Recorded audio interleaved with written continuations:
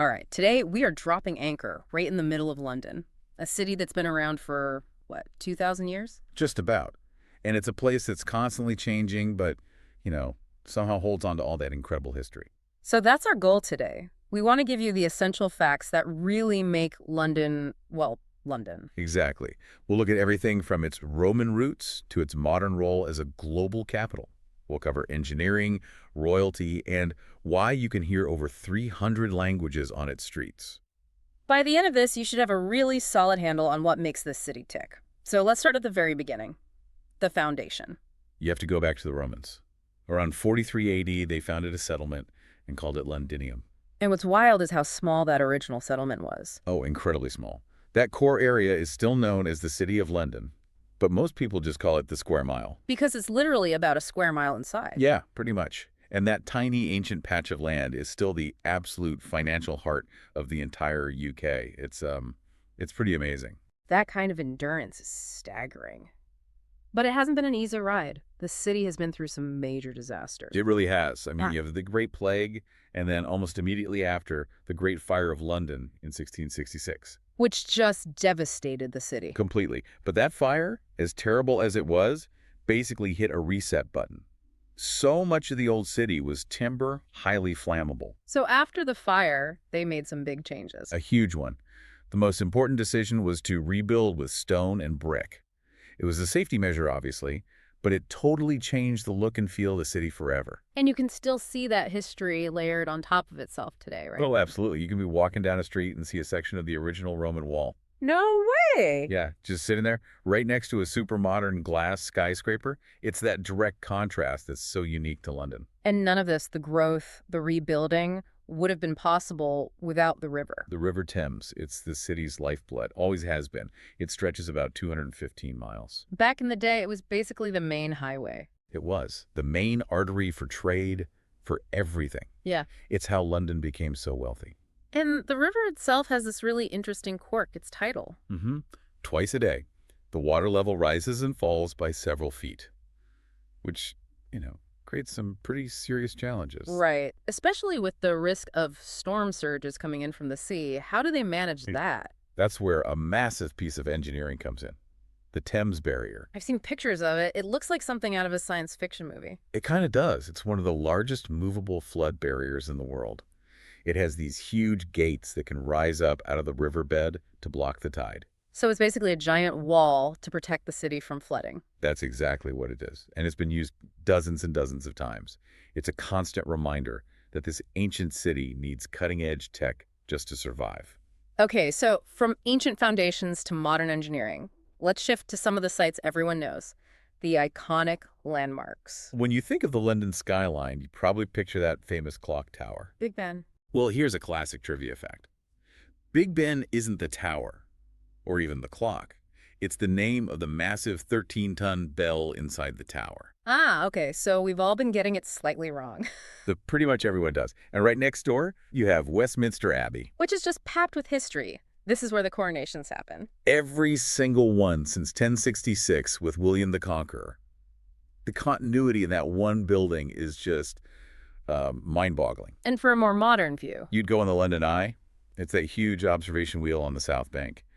From 443 feet up, you can see just how sprawling the city is. Looking down, you can't miss Tower Bridge. Right. And it's not just a pretty bridge. It's a bascule bridge, which Oh. means the road in the middle actually splits and lifts up. To let tall ships pass through underneath. Exactly. A beautiful piece of Victorian engineering that still works perfectly. Then you have the dome of St. Paul's Cathedral, which for centuries was the tallest building in London. And of course, you can't talk about London's identity without talking about the monarch. For sure.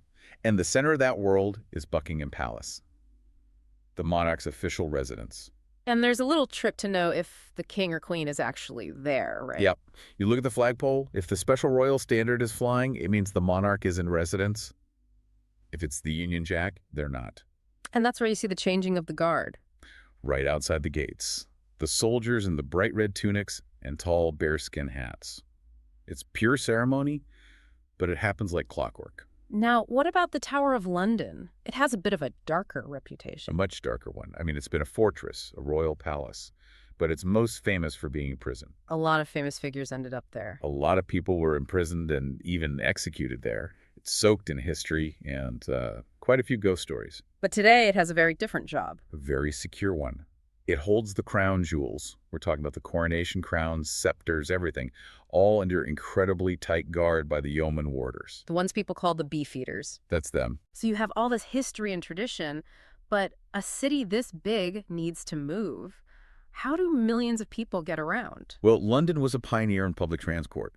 The London Underground, or the Tube, as everyone calls it, Right. was the world's first underground railway when it opened way back in 1863. The first. That's incredible. Can you imagine digging tunnels under a huge city with 19th century tools? It was a monumental achievement. Today, it's a massive system, 11 lines, over 270 stations. It's old, it's complex, but it's the backbone of the city. Besides the tube, there are the red buses. The red double-decker buses, yep, totally iconic, Right. and the famous black cabs. Ah, the black cabs. And the drivers are famous for something called the knowledge. What exactly is that? It is, and I'm not exaggerating, one of the hardest tests in the world. Really? Yes. To get a license, drivers have to memorize 25,000 streets within a 6-mile radius of the city center. They have to memorize them without GPS. No GPS allowed. Yeah. They have to know every landmark, every one-way street, every traffic pattern. Yeah. It can take up to 4 years to pass. Wow. That is some serious dedication. It is. That's why they're considered the best in the world. Okay, beyond moving people, London is a huge center for moving ideas. Education. It's a global hub for it. You have world-leading universities like Imperial College London for science and engineering, and University College London, UCL, for medicine. And it's not just science, right? Not at all. You have world-famous specialist schools for arts, like the Royal Academy of Music.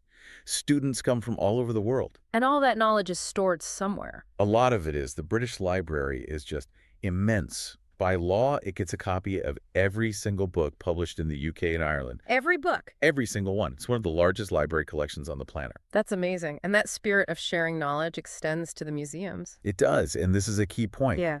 So many of the major museums have free entry. Which is fantastic. It makes all that culture accessible to everyone. Exactly. You can just walk into the British Museum and see the Rosetta Stone, the key that unlocked ancient Egyptian hieroglyphs. Or the Natural History Museum with its giant dinosaur skeletons. Yep. Or the Science Museum, where you can see early steam engines and actual spacecraft that have been to orbit.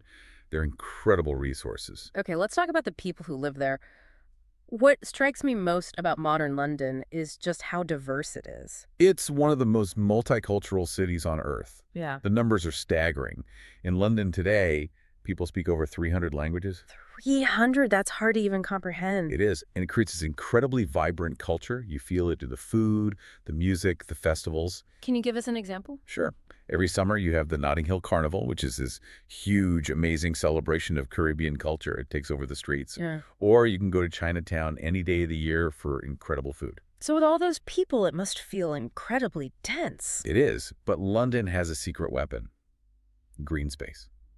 A lot of it. I wouldn't have guessed that. Get this. About 47% of London is made up of green spaces like parks and gardens. Almost half the city. 47%. Wow, so these are the city's lungs. Absolutely.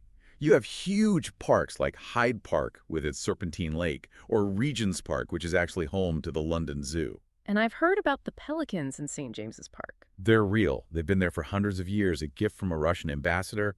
They're right next to Buckingham Palace. That green space exists right next to this hub of global commerce. An incredibly powerful hub.